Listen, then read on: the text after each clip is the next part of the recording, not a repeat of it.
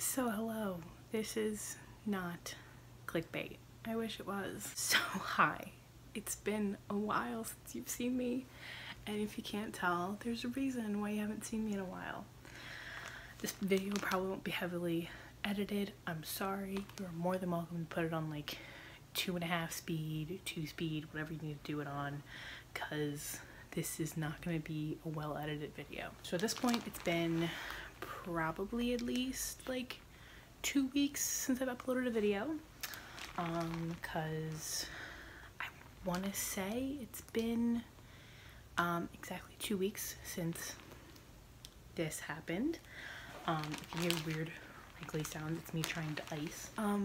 I wanted to film a life update explanation video because I need one of those apparently. So let's travel back in time to the 16th, I want to say it is, of December, 2 weeks ago, whenever that was. It's currently like the 27th, 28th, something like that.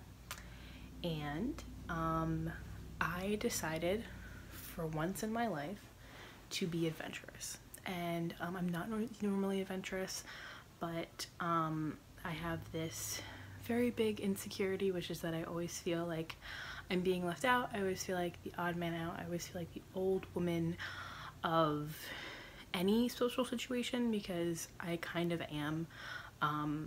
If you've heard me talk at all on this channel, I've mentioned it a couple times, but I'm disabled. I have a lot of health issues. I don't do a lot. And normally I'm very overly cautious about everything that I do. But I decided to be adventurous for once. And boy, did it backfire. I decided, me and my brilliant brain, I decided what could be the worst case scenario of going roller skating for the first time ever, not knowing how to do it, not knowing how it works, and being 22, almost 23-year-old going roller skating for the first time. Boy, did worst case scenario happen. So I go, I get the skates, I'm out there, I'm like having fun, even though I like fell already 3 times. I'm like having fun, I'm laughing, everybody else around me is like, you keep falling though. And then I fell again, and each other time I just landed straight on my butt. But the last time I fell, I didn't fall on my butt. I braced myself with my left hand. And I kind of instantly knew that, oh boy, I done goofed. I really done messed it up. So luckily the guy who owns the place is like super nice. He like came over, got my information. He made me like this makeshift splint basically to like hold my wrist together, because like my hand was like this, and like I couldn't move it whatsoever, and it was bad. It was like I couldn't move it. I was like pretty sure I broke it. We're gonna have to go to the emergency room. And so thank the Lord he made me that, because that splint literally lasted me the entire time I was in the ER, which was like 4 or 5 hours.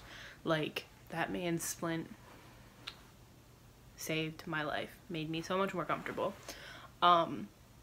So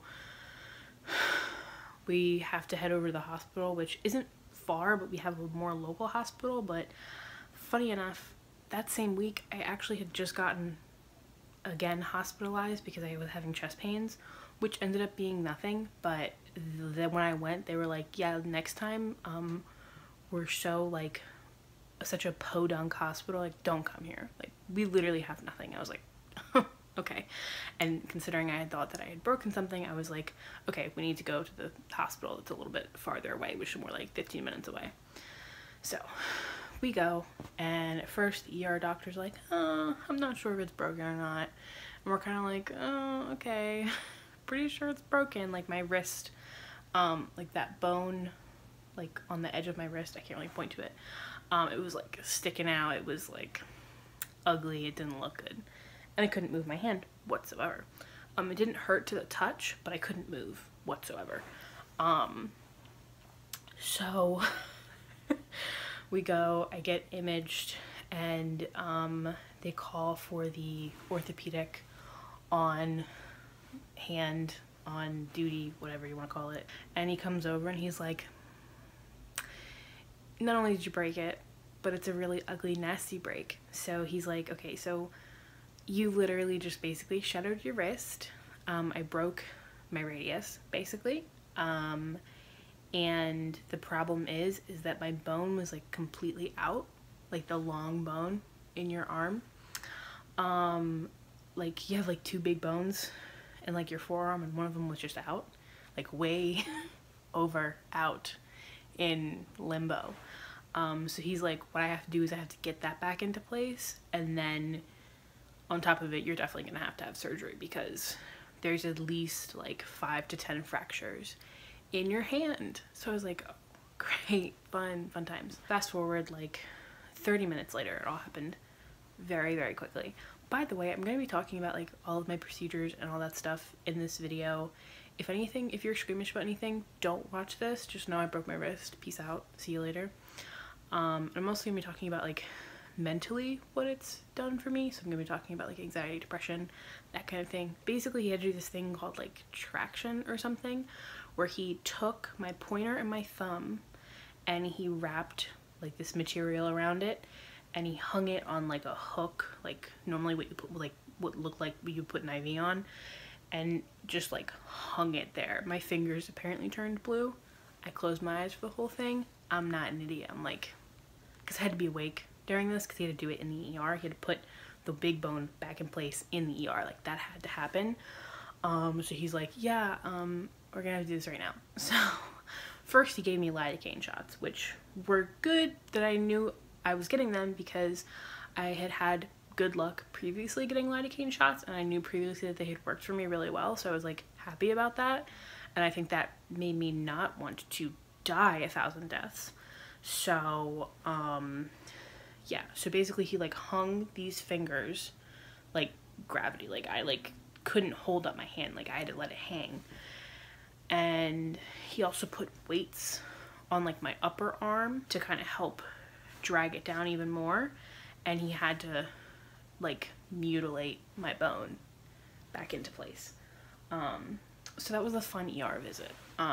Lovely man, he was great, he was wonderful. And then they put it back into place and they had to cast it and do all that.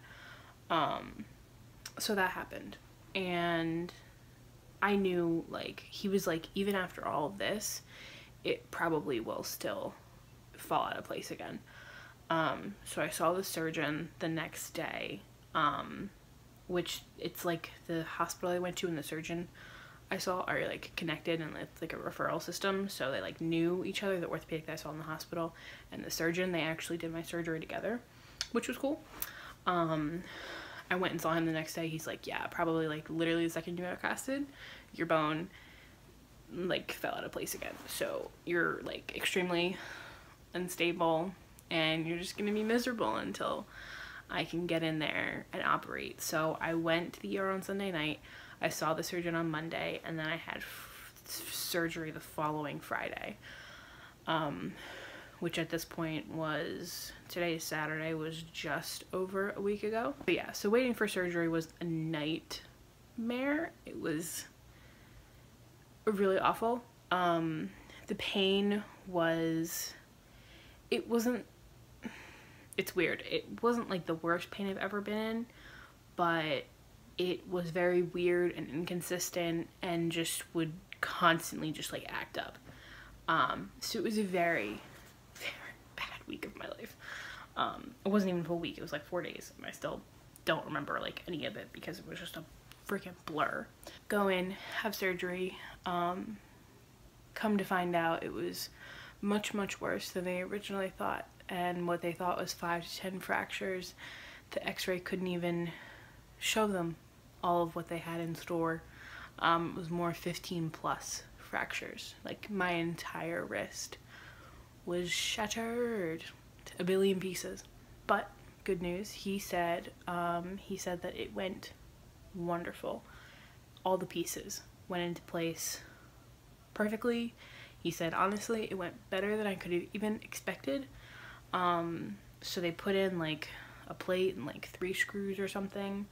And they also, I actually still technically have a pin in, which comes out this coming Thursday, which I didn't even know about until I went for my follow-up. So the surgery was fine. It went swimmingly, I guess you could say. Recovery was weird, awful, terrible, literally worse than brain surgery. Like, I had 2 brain surgeries back to back just over 3 years ago. I would rather go through that again than go through this ever again in my entire life. This happening makes me want to stay in a bubble and stay in there forever and never move again, and I will be happily content with never breaking another bone in my entire life. I had my follow-up on this past Thursday, and they took off my first cast, which I'll put a picture in here, and they put on this bad boy. I'm gonna hold it up for a second, and come to find out there's still a pin in. He said he didn't need to, but it just, for extra precaution, I guess he likes to do it, and he listed another reason why, but he's really good at his job. Frankly, I really trust him. I'm not going to show you the picture because people can be very, very squeamish, and I totally understand, but I finally saw my incision, which I was very, very nervous about. I knew it was going to be very hard for me to process because I didn't know what it would look like, but it's big. It felt, when I had the first cast on, that, well, technically my second cast that I had after surgery, it felt like I had them in the middle of my palm, and sure enough I do. I have stitches literally the size of this entire cast. That's my whole incision. And then the pin is like in right here on the side, like right underneath my thumb. But yeah, that was not fun. And it was frankly a very bad, and honestly the most traumatic part of this whole experience was getting that cast taken off and this other one put on.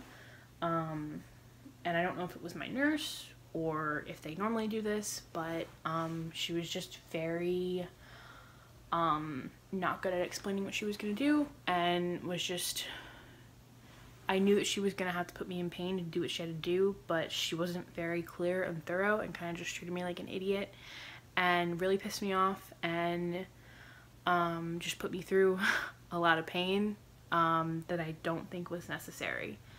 So that was very not fun. Seeing the incision is still something I'm processing. It was very overwhelming in the moment to see and to look at. As I mentioned, I had brain surgery 3 years ago. I had 2. It was one of the hardest and traumatic experiences of my entire life. It changed my whole life. I have never been the same since those surgeries. They changed who I am as a person. I have never been the same since then. And having surgery again and having another incision and just the whole thing is very hard. It really triggered my depression, which I wasn't quite expecting. Something about seeing the incision was very triggering for me. I don't quite know why, but something about the location and the incision itself was just very, very, and still is, hard for me to process. I'm working on it, but it's been very overwhelming, that whole part of it. The part of getting the cast changed was very hard, overwhelming. Getting that cast changed made me have the worst pain I've ever had in my entire life. No exaggeration, like worst pain I've ever experienced. I was literally worried I was convulsing. Like, my body couldn't relax. I was in so much pain. I wanted to like jump out of my skin, and I've gone through a lot. I've had kidney stones before, like at least 6 times. I've had 2 brain surgeries. I am not not used to pain, like that's not it.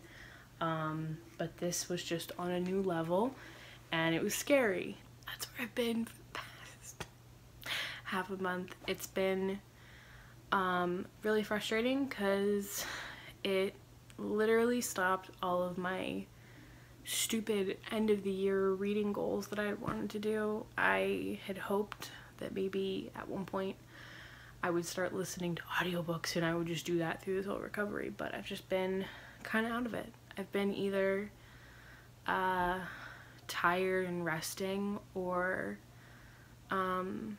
struggling mentally with the whole thing. It brings up a lot of past memories of surgery and just new worries because he said that my cartilage is completely gone, so most likely I'll always have issues with it. It was just not something I had in the books for right now. Another worst part of the experience was when I was waking up, when I was in recovery, in the recovery room after you like are waking up out of surgery. The nurse I had, she came in and she asked me my pain level, and meanwhile the surgeon literally told my parents, he's like, she's gonna be in pain, like she's gonna be hurting. And I still am, like I'm still in pain, like it hurts. Hello. She asked me what my pain level is and I tell her and she's like, no, if you were in that much pain you'd be like screaming. I'm like, first of all, everybody handles pain differently. I am not one of those people where if I'm in pain, I'm screaming. Sometimes I am, but it just depends on the type of pain. A level pain 9, like a 9 level pain can mean totally different things for me. It could mean that I'm like almost passed out from pain, or it could be that I'm like moaning and stuff like that from pain. It could mean so many different things. It was just such an ableist comment and really pissed me off, and I was so mad that it was so out of character for me. But I actually said, when my parents came back and I was with a different nurse, I actually said, I was like, oh, I'm fine, except for the nurse that tried to belittle how much pain I'm in. And the other nurse was kind of like, so don't you worry, probably gonna be filing a complaint with the hospital and trying to hunt down who that nurse was, because luckily she didn't have control to stop any pain meds that I got, but imagine if she was in a position one day where she had the power to control somebody's pain meds and she didn't give it to them because she didn't think they were in enough pain.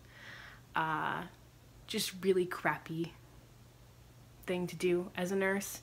Lacks complete empathy for your patients and just shows that you're jaded and you shouldn't be a nurse, and maybe you should get a job as a secretary where you're not gonna be putting people's lives in danger. So that's the tea on that. God, I'm tired. I'm gonna wrap this up. As for the future, obviously I have my next follow-up on Thursday where I get the stitches and the pin taken out. I don't know if the cast comes off at that point or if it stays on for another week, but and then at some point I start physical therapy for like 2 to 3 months. So yeah, that's it. I'm still really miserable. Still a lot of pain, and just a lot of discomfort. So this is literally killing me, so I'm gonna go. If you have any comments or questions, leave them down below, but it's been a pretty horrid half of a month for me, and I just can't wait to put this whole section of my life behind me and just get to like the spring, because I know this winter is not gonna be pleasant for me. I'm hoping I can eventually post my end of the year videos, and I'm just sad that I couldn't do a lot of end of the year content, but I guess there's always next year, or maybe the beginning of the year, I don't know. But I'll see you later.